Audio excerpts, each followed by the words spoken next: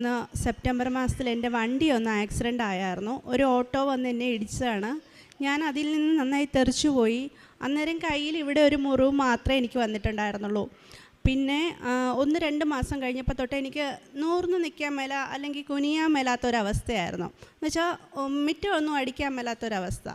അപ്പോൾ ഡോക്ടറെ കണ്ടു. അപ്പോൾ ഡോക്ടർ പറഞ്ഞു കുഴപ്പമില്ല, മരുന്ന് ഒരാഴ്ചത്തേക്കുള്ള മരുന്നൊക്കെ തന്നു. മരുന്ന് കഴിച്ചു, പിന്നെയും കുറവില്ല. എക്സ്റേ ഒക്കെ എടുത്തു. അന്നേരം പറഞ്ഞു നട്ടെല്ലിൻ്റെ ഡിസ്കിന് എന്തോ നേരിയ കംപ്ലൈൻ്റ് ഉണ്ടെന്ന് പറഞ്ഞു. അപ്പോൾ അത് കൂടുതലായിട്ട് അറിയണമെങ്കിൽ MRI ചെയ്യണമെന്ന് പറഞ്ഞു. അപ്പോൾ ഒരാഴ്ചയും കൂടെ കഴിഞ്ഞ് MRI ചെയ്തു. MRI ചെയ്തപ്പോൾ അറിഞ്ഞത് നട്ടെല്ലിൻ്റെ ഡിസ്ക് പുറത്തോട്ട് തള്ളുന്ന അവസ്ഥയാണ്. 2 ഡിസ്ക് നല്ല അകലത്തിൽ തന്നെ പുറത്തോട്ട് തള്ളുമായിരുന്നു. അപ്പോൾ അവർ പറഞ്ഞു മരുന്ന് കഴിക്കുക. അപ്പോൾ എനിക്ക് ജോലിയുണ്ട്, ജോലിക്കൊന്നും പോകണ്ട, 2 ആഴ്ച റെസ്റ്റ് എടുക്കുക എന്ന് പറഞ്ഞു. ബെൽറ്റും ഇടാൻ പറഞ്ഞു. അപ്പോൾ അരയിൽ ബെൽറ്റൊക്കെ ഇട്ട് 2 മാസം റെസ്റ്റായിരുന്നു. അത് കഴിഞ്ഞേച്ച് പതിയെ പിന്നെ മരുന്ന് തന്നെ കണ്ടിന്യൂ ചെയ്തിട്ട് ജോലിക്ക് പോകാമോ നോക്കി. ജോലിക്ക് പോയിട്ട് പെയിൻ കില്ലറും ഇഞ്ചക്ഷനും ഒക്കെ എടുത്ത് കുറച്ച് ദിവസം കൂടെ ജോലിക്ക് പോയി. പിന്നെ എനിക്ക് തീരെ വയ്യായികയായി. ഞാൻ ജോലി സ്ഥലത്ത് നിന്ന് വീട്ടിൽ വന്നു, കിടപ്പായി. എന്ന് വെച്ചാൽ എഴുന്നേറ്റ് നിൽക്കത്തില്ല. ഒരാളുടെ സഹായം ഇല്ലാണ്ട് എഴുന്നേക്കാം, അല്ലെങ്കിൽ ഒരാൾ പിടിച്ചെഴുന്നേൽപ്പിച്ചാലും എനിക്ക് നേരെ നിൽക്കത്തില്ല.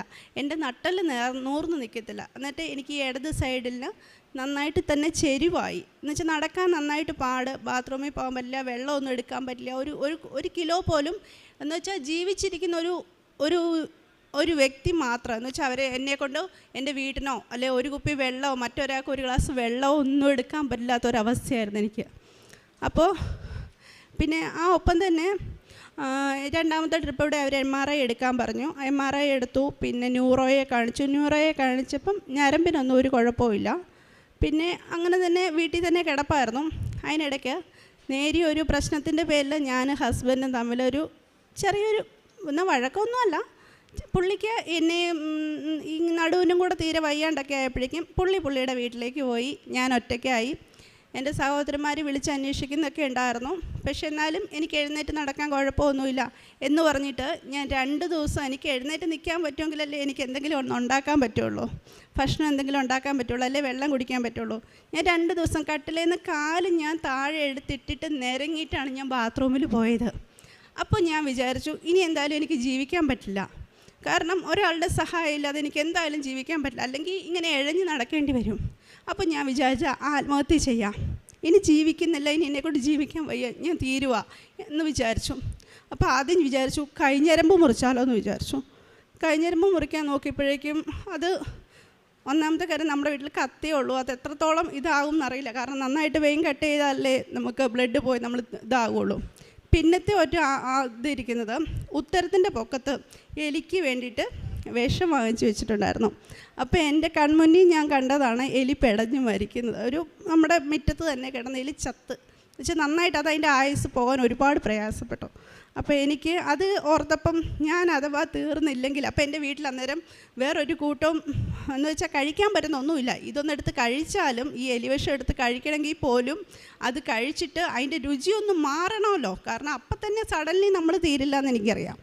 അപ്പോൾ അത് തീരണമെങ്കിൽ വേറെ എന്തെങ്കിലും ഒന്ന് ടേസ്റ്റ് ചെയ്യാൻ വേണം. എന്ന് വെച്ചാൽ ഒന്നും ഇല്ലാത്തൊരവസ്ഥ ഉണ്ടായിരുന്നു എനിക്ക്. അപ്പോഴാണ് എന്നെ ആരോ ഫോൺ വിളിച്ചതല്ലായിരുന്നു, ജസ്റ്റ് എന്തോ ഒരു നോട്ടിഫിക്കേഷൻ വന്നതായിരുന്നു. അപ്പോൾ പിന്നെ അവിടുന്ന് തന്നെ ഫോൺ നോക്കി കട്ടിലിൽ കിടന്നു.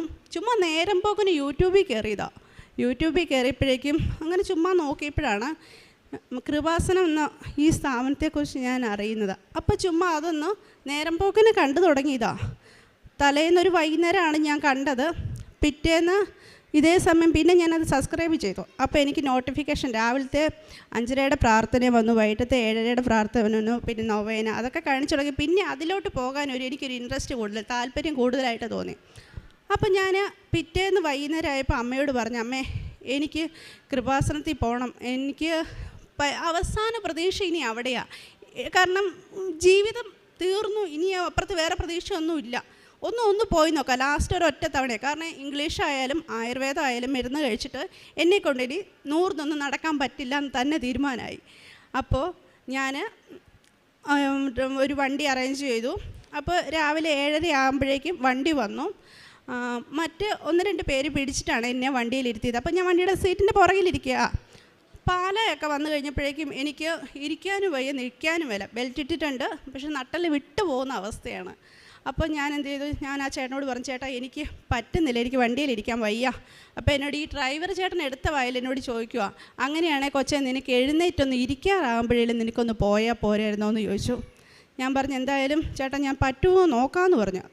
അങ്ങനെ ഈ ചേട്ടനോട് പറഞ്ഞു, ഒരു കാര്യം ചെയ്യ് കൊച്ചു ഫ്രണ്ടോട്ട് പോവാം, ഫ്രണ്ട് സീറ്റിൽ വാ, ഞാൻ സീറ്റ് അഡ്ജസ്റ്റ് ചെയ്ത് തരാം, അപ്പോൾ ഒരു കാര്യം ചെയ്യ് ചാരി ഇരുന്ന് പോകാൻ പറഞ്ഞു. അപ്പോൾ ഞാൻ അവിടുന്ന് വണ്ടി ഇറങ്ങി, ഈ ചേട്ടൻ എന്നെ പിടിച്ചിറക്കി ഫ്രണ്ടിലിരുന്നു. പാലായിൽ നിന്നൊരു 10 മിനിറ്റ് ദൂരത്തോളം മുന്നോട്ട് പോയിട്ടുണ്ടാവും. എന്നിട്ടും എനിക്ക് വണ്ടിയിൽ ഇരിക്കാനോ ഒന്നും പറ്റില്ല. അപ്പം ഞാൻ പറഞ്ഞു, ചേട്ടാ എനിക്ക് കിടക്കാൻ പറ്റും, ഞാൻ എന്നാൽ ഒരു കാര്യം ചെയ്യാം, വണ്ടിയുടെ സീറ്റിൻ്റെ ബാക്കിൽ കിടന്നോളാം. അപ്പോൾ എന്നോട് ചോദിച്ചു, കൊച്ചിന് വരാൻ തൻ്റെ ഇടം ഉണ്ടെങ്കിൽ എന്ന് വെച്ചാൽ നിനക്ക് വേദന സഹിച്ച് നിനക്ക് അവിടെ വരെ പോകാൻ പറ്റുന്നുണ്ടെങ്കിൽ ഞാൻ നിന്നെ തീർച്ചയായിട്ടും കൊണ്ടുപോകുമെന്ന് പറഞ്ഞു. അപ്പം ഞാൻ പറഞ്ഞു, ചേട്ടാ ഞാൻ മാതാവിനെ കാണാൻ ഇറങ്ങിയതാണ്, ഞാൻ അവിടെ വരെ എത്തും, എൻ്റെ വേദന ചേട്ടൻ കാര്യമാക്കണ്ടെന്ന് പറഞ്ഞു. അപ്പോൾ കുപ്പിയിൽ നിന്ന് 2 വേദനയ്ക്കുള്ള 2 പെയിൻ കില്ലറുണ്ട്, കെറ്റ്നോവ എന്ന് പറഞ്ഞ് 2 വേദനയ്ക്കുള്ള മരുന്നും കഴിച്ചിട്ട് ഞാൻ വണ്ടിയിൽ ഇങ്ങനെ ചെരിഞ്ഞ് തന്നെ കിടക്കുക. ഞാൻ 9 മണിയായപ്പോൾ കുറച്ച് അപ്പുറത്തുള്ള ഇൻഡിഗോ ഓഫീസിൻ്റെ അവിടെ വന്നു. അപ്പോൾ എന്നോട് പറഞ്ഞു, ഒരു കാര്യം ചെയ്യും, നമുക്ക് ഇവിടുത്തെ കാര്യങ്ങളൊന്നും അറിയില്ല, നമുക്ക് കാപ്പി കുടിച്ചിട്ട് പോകാമെന്ന് പറഞ്ഞു. അപ്പോൾ ഈ ചേട്ടൻ എന്നെ പിടിച്ചിറക്കി, ഞങ്ങൾ കാപ്പി കുടിച്ചിട്ട് എന്നെ ഈ ചേട്ടൻ നമ്മുടെ ഇവിടെ വരെ കൊണ്ടുവന്നു. ഇവിടെ പാർക്കിംഗ് ഏരിയ വന്നപ്പോൾ എന്നോട് പറഞ്ഞു, നിനക്ക് നടക്കാൻ വയ്യാലോ, ഞാൻ ഇപ്പറേ കൊണ്ടേ ആക്കാമെന്ന് പറഞ്ഞു. എന്നിട്ട് ഇവിടെ ഈ വാതിക്കൽ എന്നെ ഈ ചേട്ടൻ നിർത്തിയിട്ട് എന്നോട് പറഞ്ഞു, അനങ്ങരുത്, ഞാനിപ്പോൾ വരാം എന്നും പറഞ്ഞിട്ട് ഈ ചേട്ടൻ പുറത്ത് എവിടെയോ കൊണ്ട് വണ്ടി ഇട്ടിട്ട് എന്നെ പിടിച്ചുകൊണ്ട് ഈ കൗണ്ടറിൻ്റെ അവിടെ വരെ വന്ന് എനിക്ക് ഓർമ്മയുണ്ട്. കാരണം ഈ ചേട്ടനാണ് എന്നെ അവിടെ വരെ പിടിച്ചുകൊണ്ട് വന്നതും. എൻ്റെ കൂട്ടത്തിൽ വീട്ടിൽ നിന്ന് ആരും വന്നില്ല, വരാൻ പറ്റുന്ന ആർക്കും പറ്റുന്നൊരു സാഹചര്യമല്ലായിരുന്നു. അപ്പോൾ ഞാൻ ഇവിടെ കൗണ്ടറിൽ വന്നു. അപ്പോൾ എന്നോട് പറഞ്ഞു, ആദ്യമായിട്ട് വരുന്നവർക്ക് ഇപ്പുറത്താണ് ഉടമ്പടി എടുക്കുന്നത് എന്ന് പറഞ്ഞു. ഞാൻ ഇവിടെ വന്ന് ഉടമ്പടി എടുക്കാനായിട്ട് ടോക്കൺ വാങ്ങിച്ചു. നൂർന്ന് നടക്കാൻ വയ്യ, അല്ലെ ഇരിക്കാനോ നിൽക്കാനോ വയ്യാത്ത ഞാൻ ഈ 2 ഫ്ലോറിൻ്റെ സ്റ്റെപ്പ് കയറി ഞാൻ മുകളിൽ ചെന്നു, സെക്കൻഡ് ഫ്ലോറിൽ ചെന്നു കൗൺസിലിംഗ് കൂടി. അവിടുന്ന് ഇവിടെ വന്ന് താഴെ വന്നു, വെഞ്ചരിച്ച തിരിയൊക്കെ വാങ്ങിക്കണമായിരുന്നു, അതുമൊക്കെ വാങ്ങിച്ചിട്ട് ഞാൻ അവിടെ മാതാവിൻ്റെ അടുത്ത് വന്നു. അപ്പോൾ ഓർക്കണം, എനിക്ക് 1 കിലോ പോലും എനിക്ക് എടുക്കാനുള്ള ആവതില്ലാത്തതാണ്. അവിടെ വന്നപ്പോൾ എനിക്ക് അവിടെ ഒരു ടോക്കൺ കിട്ടി, അതായത് മാതാവിന് കുട പിടിക്കാനായിരുന്നു എനിക്ക് കിട്ടിയ അവസരം. ആ കുടയ്ക്ക് എത്ര വെയിറ്റ് ഉണ്ടാകുന്നില്ല, എന്തായാലും എൻ്റെ അറിവിൽ ഒരു 5 കിലോ 6 കിലോയ്ക്ക് മുകളിൽ ആ വെയിറ്റ് ഉണ്ട്. അപ്പോൾ ഞാൻ അതെടുത്ത് കുട പിടിച്ചിട്ട് ഞാൻ ഇവിടെ വന്നു, മാതാവിൻ്റെ അടുത്ത് വന്നു, തിരി കത്തിച്ചു, എൻ്റെ നിയോഗങ്ങൾ ഞാനിവിടെ എഴുതിയിട്ടു. ഇവിടുന്ന് പോയി ഞാൻ തിരിച്ച് ഇവിടുന്ന് എപ്പോഴാണ് എൻ്റെ വേദന എനിക്ക് നഷ്ടമായെന്നറിയത്തില്ല. കാരണം അതുവരെ നൂർന്ന് നിൽക്കാൻ വയ്യാതെ ഇവിടെ വന്ന് ഞാൻ എപ്പോൾ എൻ്റെ വേദന പോയെന്ന് എനിക്കറിയില്ല. കാരണം എനിക്കത് ഓർക്കാൻ പറ്റുന്നില്ല. കാരണം ടോക്കൺ എടുക്കാൻ വരുന്നതിന് മുമ്പ്, ആ കവാടത്തിന് ഇങ്ങോട്ട് കയറുന്നതിന് മുമ്പ് എനിക്ക് വേദനയായിരുന്നു. കാരണം നൂർന്ന് നിൽക്കത്തില്ല, അത്രയും വേദന. ഒരു വേദനയൊന്നും പറഞ്ഞ് മനസ്സിലാക്കാൻ പറ്റുമെന്നൊന്നും അറിയില്ല. പക്ഷേ ഇവിടുന്ന് ഞാൻ 12:30 ആയപ്പോൾ ഇറങ്ങിപ്പോയപ്പോൾ ആ വേദന എൻ്റെ കൂട്ടത്തിലില്ല, അത്രയും ഉറപ്പായിരുന്നു. പിന്നെ ഞാൻ കുറച്ച് ദിവസം കൂടെ റെസ്റ്റൊക്കെ എടുത്തു. ഇന്നലെ തൊട്ട് ജോലിക്ക് പോകാൻ തുടങ്ങി.